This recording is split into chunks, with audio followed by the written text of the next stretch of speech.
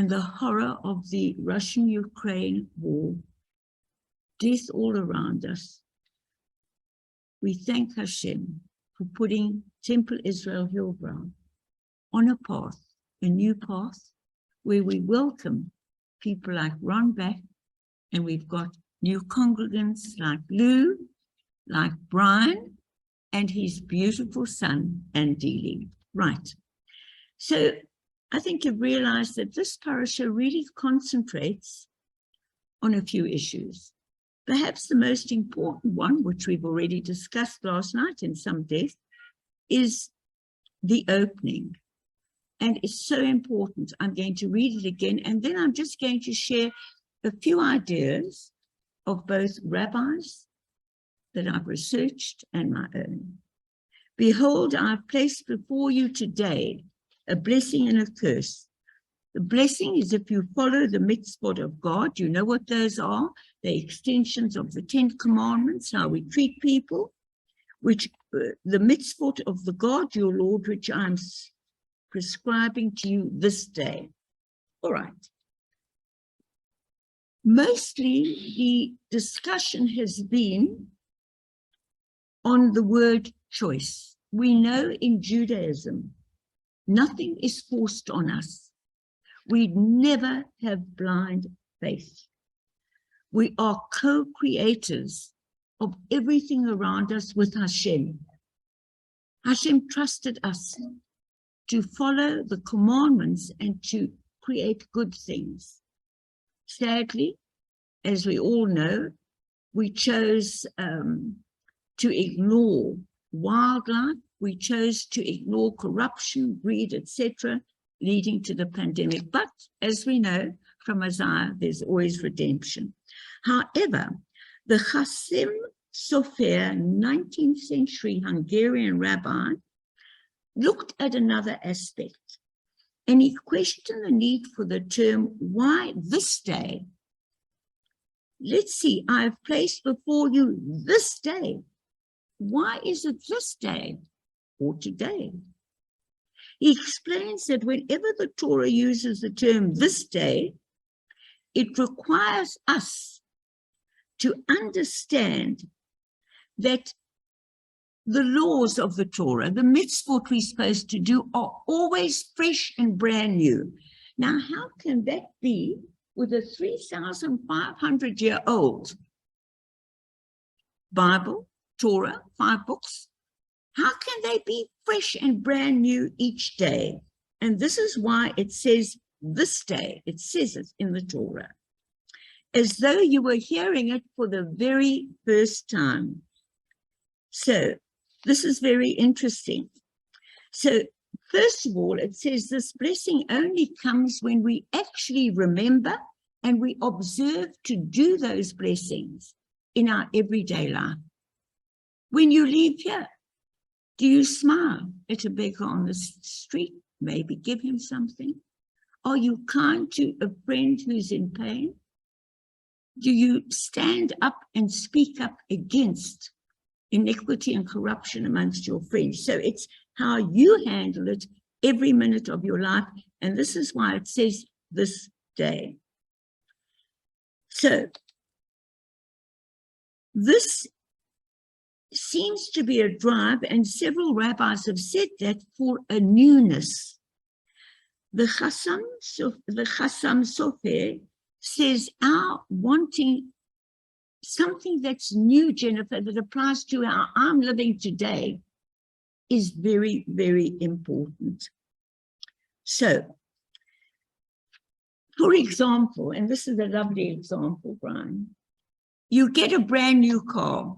They change the look, they change the shape of it, but the engine is the same, but boy, you're buying that new car. We need always to understand the human desire to be stimulated, to be by something new, to understand. So, the Torah is telling us that the same is true with morality and values. They will not have lasting appeal unless there is a degree of newness. Hence, particularly with most streams of Judaism today, certainly the progressive, have always taken the parasha, the lesson, and related that law to what is happening today. For example, Ron, you were here on Thursday with Marian feeding the needy, the hungry. That's our needy today. It might not have been the same needy 3,500 years ago, but it's the same thing. This is why we have to relate what Torah tells us to pursue justice by relating the laws to how our politics are today, to how politicians in the world are reacting today, how we have to bring the laws of Torah. Judaism, you may call it a religion, but actually the 5 books of Moses are laws which underpin Western democracy to ensure the survival of our species, the planet, and God's creation. So they talk about this drive for newness. And actually the newness is an improvement as we go on to apply them to what our daily lives are. Ron, I don't know if you remember, quite a few years ago, everyone was in part of the New Age, and we were following the New Age religions. When you look at all of this, it's the laws of Torah dressed up in new words. Just as way what I used to teach in the 80s and 90s, when we spoke about the mind, etc., they call it today neural linguistic training, but it's the same concept. But we have to bring the Torah alive to our reality today, to us around us. So that's one of the thoughts I thought I'd share with you. Now, the other thoughts I'd share with you today, and Brian is going to love this, because it comes from, he attends the Chabad, don't you, Brian, during the week? And, you know, I study each stream of Judaism because all of us are referring to the same sages, the same prophets. And of course, I follow many great rabbis who are alive today. And particularly, I'll conclude with some thoughts of, to me, one of the greatest rabbis that ever lived, the late Lord Jonathan Sacks, who was modern Orthodox, but completely intolerant and inclusive. So I thought I should share this with you. So there's a very funny one. And it's from the Chabad movement. And it says, Marian, don't be a stranger. And this is very sweet. So let me share it with you. And it's connected to this parasha. The story is told of a gentleman who was on the phone to his friend back in the days when the operator had to connect you. Chaim, can you lend me £10? Sorry, uncle, I can't hear you. It's a bad line. I said, can you lend me £10? The Jews have always an incredible way of laughing at themselves. That's kept us alive. Can't hear you. Speak more slowly. Can you please lend me £10? Can't hear a word. At this point, the operator, you know, there were operators in those days, Solo says, I can hear him perfectly. So Chaim says, well, then why don't you lend him the £10? I thought I'd bring a smile to your face. But in this week's Torah, Re'eh, the Torah tells us about different animals, the birds and the fish which we are allowed to eat. We are told when species are kosher and when they are not. There is a tradition in Judaism that we are very much what we eat. Now, I want you to understand that great minds have taken this incredible 5 books of laws, which is the essence of mankind's survival, given to us by Hashem or a higher energy. It's built in. And they then looked beyond the fact that you're not allowed to eat a pig. And I love pigs. Yeah, I'd have it as a pet. We're allowed to have it as a pet because although it's got a cloven hoof, it doesn't eat the cud. And they looked for a parable in that, a spiritual understanding. It goes beyond only what you can and can't eat. And that is the brilliance that we as Jews have been taught to argue and question, even with Hashem. We argued with him throughout, Abraham, everyone. So let us see what the great minds have said, why we shouldn't eat particular animals, because there's got to be a more spiritual reason. And I thought I'd like to share this with you. And one of the birds, and I'm just going to use one example, one of the birds which is described in this week's reading is the chassidah, or the stork. The name comes from the same root of the word chesed. What does chesed mean? Kindness in Hebrew. The Talmud tells us that this bird is called the chassidah because she is benevolent towards her own kind. Why then are we not allowed to eat it? Because ancient beliefs, some modern beliefs, and certainly ultra-Orthodox believe that we are what we eat to a large extent. That is true. What you eat decides your health, etc. But they really believe if you ate mark a particular animal, you were taking on their characteristics. This fascinates me. So why can't we eat the stork, the chassidah, when it is so good to its own kind? The Kotzker rabbi explains the problem lies in her being benevolent only towards her own kind. She didn't help other birds, only her own kind. That is all very well and good, but what about the others who are not her kind? In a similar manner, we all want to help out our friends and families, to be kind and generous and charitable to the people we love.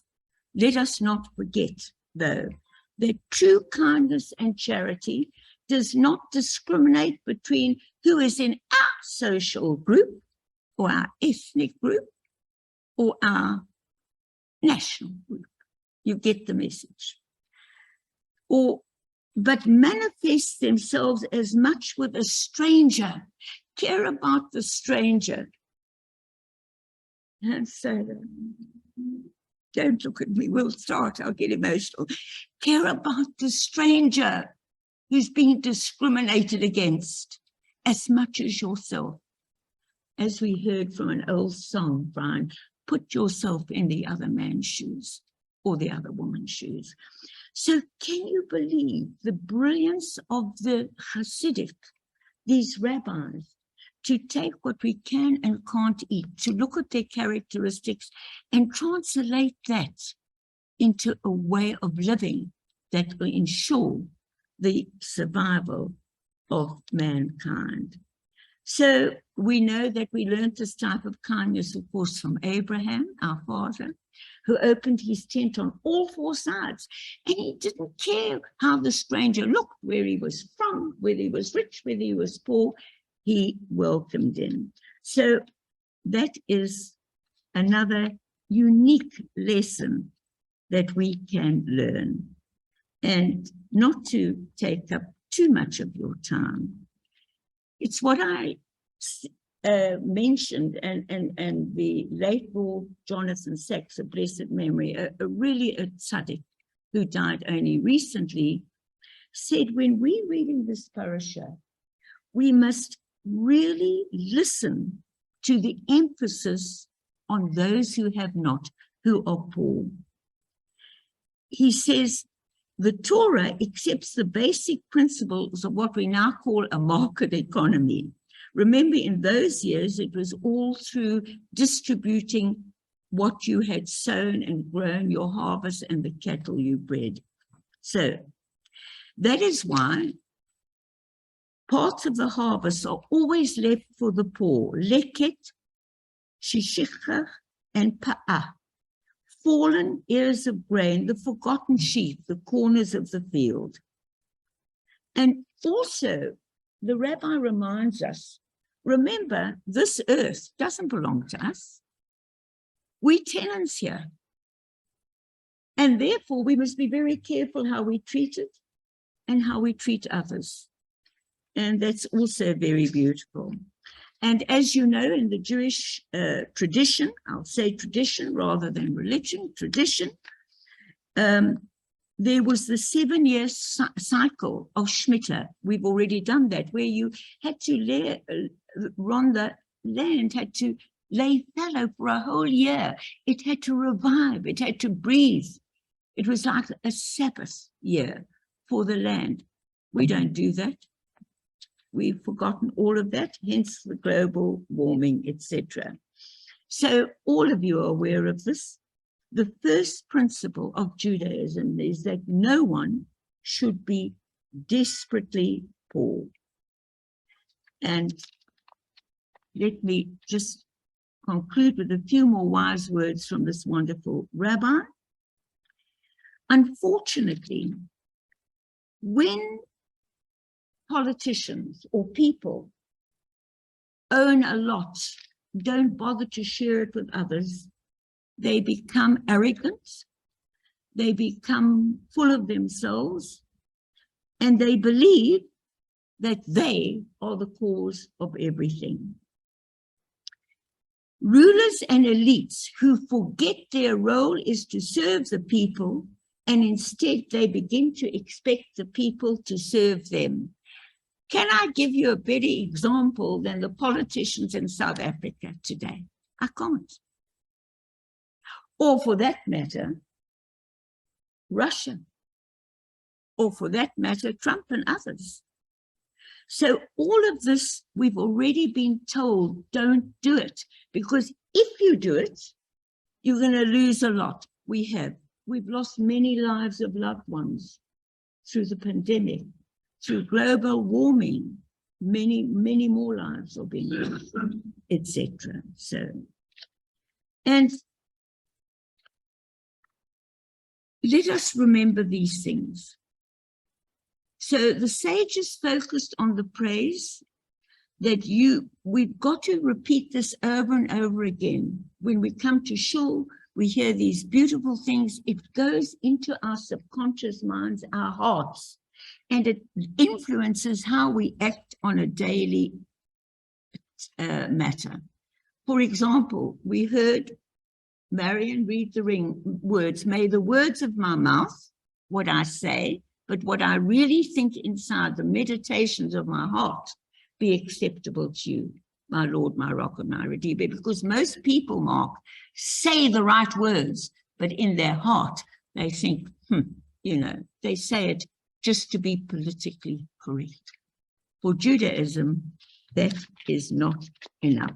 And of course, the Passover festival is again to remind us to have sympathy for the others who are slaves today, in whatever way they are slaves, be it to a Russian bullet, or be it to poverty, or being it to the hatred of being an African national in our country.